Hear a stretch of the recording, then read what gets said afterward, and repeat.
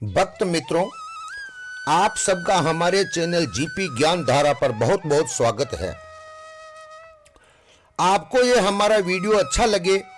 तो आप हमारे चैनल को सब्सक्राइब करें और बेल घंटी को जरूर दबावें ताकि सनातन धर्म संबंधी जानकारी और ज्ञान आप तक पहुंचे। और आप और हम मिलकर के आज श्रीमद् भागवत गीता जी का 6ठे अध्याय का पाठ करेंगे और उसका पाठन और मनन करेंगे। तो आइए आप और हम मिलकर के गीता जी के 6ठे अध्याय का पाठ करते हैं। 6ठा अध्याय। उसके उपरांत श्री कृष्ण महाराज बोले कि हे अर्जुन, जो पुरुष कर्म के फल को न चाहता हुआ करने योग्य कर्म करता है वह सन्यासी और योगी है, और केवल अग्नि को त्यागने वाला सन्यासी योगी नहीं है, तथा केवल क्रियाओं को त्यागने वाला भी सन्यासी योगी नहीं है। इसलिए हे अर्जुन, जिसको सन्यास कहते हैं उसी को तू योग जान, क्योंकि संकल्पों को न त्यागने वाला कोई भी पुरुष योगी नहीं होता।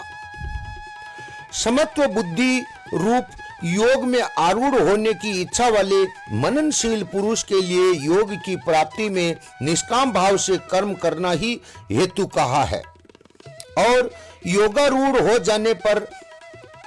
उस योगारूढ़ पुरुष के लिए सर्व संकल्प का अभाव ही कल्याण में हेतु कहा गया है। जिस काल में न तो इंद्रियों के भोगों में आसक्त होता है तथा न कर्मों में ही आसक्त होता है, उस काल में सर्व संकल्पों का त्यागी पुरुष योगारूढ़ कहा जाता है। यह योगारूढ़ता कल्याण में हेतु कही है। इसलिए मनुष्य को चाहिए कि अपने द्वारा अपना संसार समुद्र से उद्धार करे और अपने आत्मा को अधोगति में न पहुंचावे, क्योंकि यह जीवात्मा आप ही तो अपना मित्र है और आप ही अपना शत्रु है, अर्थात और कोई दूसरा शत्रु या मित्र नहीं है। उस जीवात्मा का तो वह आप ही मित्र है कि जिस जीवात्मा द्वारा मन और इंद्रियों सहित शरीर जीता हुआ और जिसके द्वारा मन और इंद्रियों सहित शरीर नहीं जीता गया है, उसका वह आप ही शत्रु के सदृश शत्रुता में बरतता है। हे अर्जुन, सर्दी गर्मी सुख दुखादि में तथा और मान और अपमान में जिसके अंतःकरण की वृत्तियां अच्छी प्रकार शांत है अर्थात विकार रहित है, ऐसे स्वाधीन आत्मा वाले पुरुष के ज्ञान में सच्चिदानंद घन परमात्मा सम्यक प्रकार से स्थित है, अर्थात उसके ज्ञान में परमात्मा के सिवाय अन्य कुछ है ही नहीं। ज्ञान विज्ञान से तृप्त है, अंतःकरण जिसका तथा विकार रहित है स्थिति जिसकी, और अच्छी प्रकार जीती हुई है इंद्रियां जिसकी, तथा समान है मिट्टी पत्थर और सोना जिसके लिए, वह योगी युक्त अर्थात भगवत की प्राप्ति वाला है, ऐसे कहा जाता है। जो पुरुष सुहृदय मित्र बेरी उदासीन मध्यस्थ द्वेषी और बंधु गणों में तथा धर्मात्मा और पापियों में भी समान भाव वाला है, वह अति श्रेष्ठ है। इसलिए उचित है कि जिसका मन और इंद्रियों सहित शरीर जीता हुआ है, ऐसा वासना रहित और संग्रह रहित योगी अकेला ही एकांत स्थान में स्थित हुआ निरंतर आत्मा को परमेश्वर के ध्यान में लगावे। शुद्ध भूमि में कुशा मृगछाला और वस्त्र है, जिसके ऐसे वस्त्र है ऊपरोपरी, जिसके ऐसे अपने आसन को न अति ऊंचा और न अति नीचा स्थित स्थापन करके और उस आसन पर बैठकर तथा मन को एकाग्र करके चित्त और इंद्रियों की क्रियाओं को वश में किया हुआ अंतःकरण की शुद्धि के लिए योग का अभ्यास करे। उसकी विधि इस प्रकार है कि काया सिर और ग्रीवा को गर्दन को एक समान और अचल धारण किए हुए दृढ़ होकर अपनी नाक के अग्रभाग को देखकर अन्य दिशाओं को न देखता हुआ और ब्रह्मचार्य के व्रत में स्थित रहता हुआ भय रहित तथा अच्छी प्रकार शांत अंतःकरण वाला और सावधान होकर मन को वश में करके मेरे में लगे हुए चित्त वाला और मेरे परायण हुआ स्थित होवे। इस प्रकार आत्मा को निरंतर परमेश्वर के स्वरूप में लगाता हुआ स्वाधीन मन वाला योगी मेरे में स्थित रूप परमानंद पराकाष्ठा वाली शांति को प्राप्त होता है। परंतु हे अर्जुन, यह योग न तो बहुत खाने वाले का सिद्ध होता है और न बिल्कुल न खाने वाले का तथा न अति सोने वाले का, शयन करने के स्वभाव वाले का और न अत्यंत जागने वाले का सिद्ध होता है। यह दुखों का नाश करने वाला योग तो यथा योग्य आहार और विहार करने वाले का तथा कर्मों में यथा योग्य चेष्टा करने वाले का और यथा योग्य शयन करने तथा जागने वाले का ही सिद्ध होता है।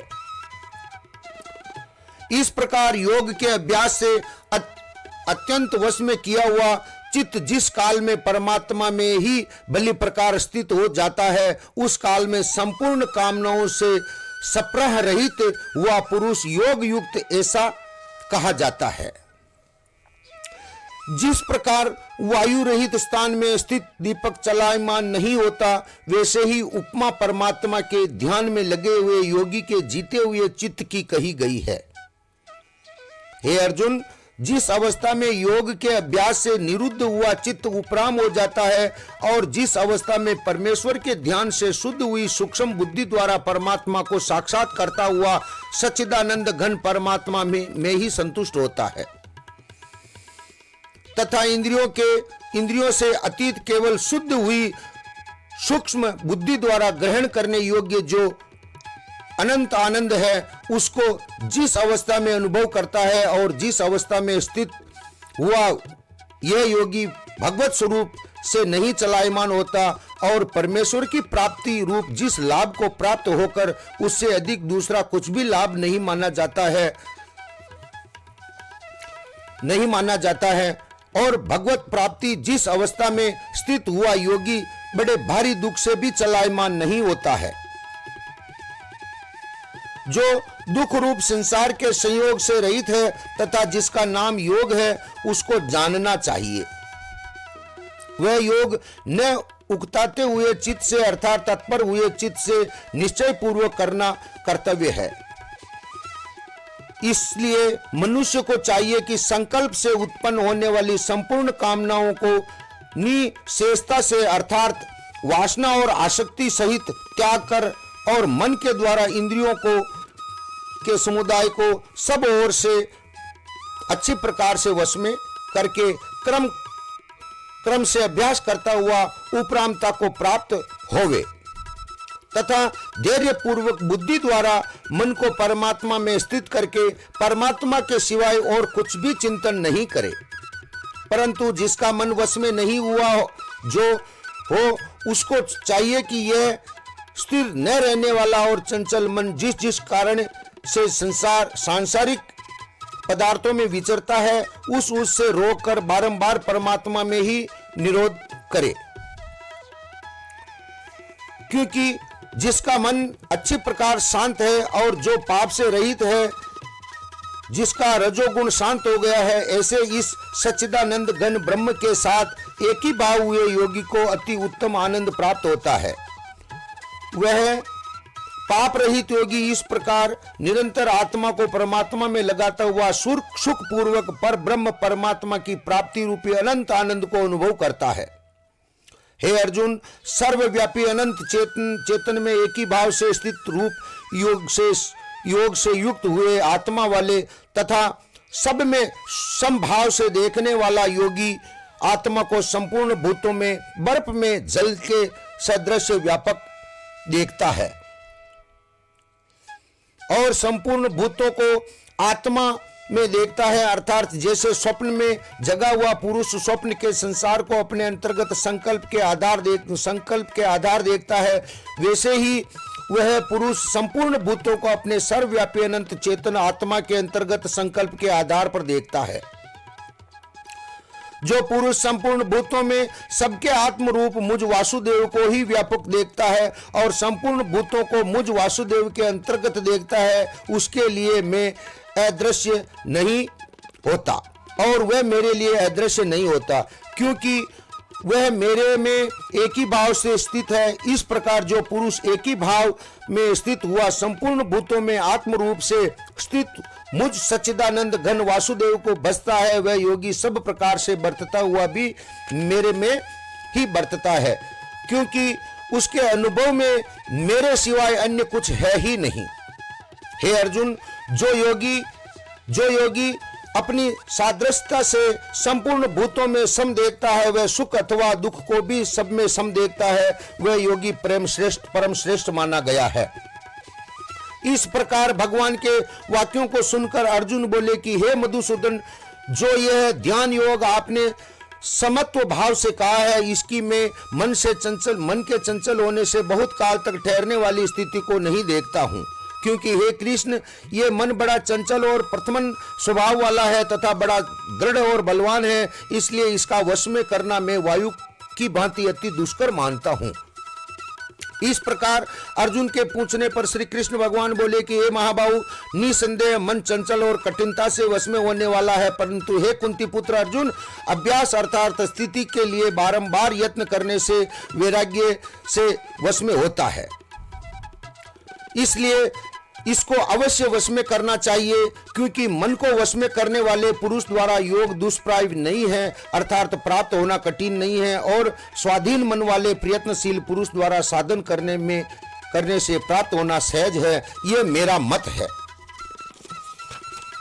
इस प्रकार अर्जुन बोले कि हे कृष्ण, योग से चलायमान हो गया है मन जिसका, ऐसा शीतल यत्न वाला श्रद्धा युक्त पुरुष योग की सिद्धि को अर्थात भगवत साक्षात्कार को न प्राप्त होकर किस गति को प्राप्त होता है? हे महाबाहु, क्या यह भगवत प्राप्ति के मार्ग में मोहित हुआ आश्रय रहित पुरुष छिन्न भिन्न बादल की भांति दोनों ओर से अर्थात भगवत प्राप्ति और सांसारिक भोगों से भ्रष्ट हुआ नष्ट तो नहीं हो जाता? हे कृष्ण, मेरे इस संशय को संपूर्णता से छेदन करने के लिए आप ही योग्य हैं, क्योंकि आपके सिवाय दूसरा इस संशय का छेदन करने वाला मिलना संभव नहीं है। इस प्रकार अर्जुन के पूछने पर श्री कृष्ण भगवान बोले कि हे पार्थ, उस पुरुष का न तो इस लोक में और न परलोक में नाश होता है, क्योंकि हे प्यारे, कोई भी शुभ कार्य करने वाला अर्थात भगवत अर्थ का कर्म करने वाला दुर्गति को प्राप्त नहीं होता, किंतु वह योग भ्रष्ट पुरुष पुण्यवानों के लोक को अर्थात स्वर्गाधिक उत्तम लोकों को प्राप्त होकर उनमें बहुत वर्षों तक वास करके शुद्ध आचरण वाले श्रीमंत के पुरुषों के घर में जन्म लेता है। बोलो मित्रों, हमारे चैनल जीपी ज्ञान धारा को लाइक करें, सब्सक्राइब करें और बेल घंटी को जरूर दबावें, मेरा मनोबल बना रहे।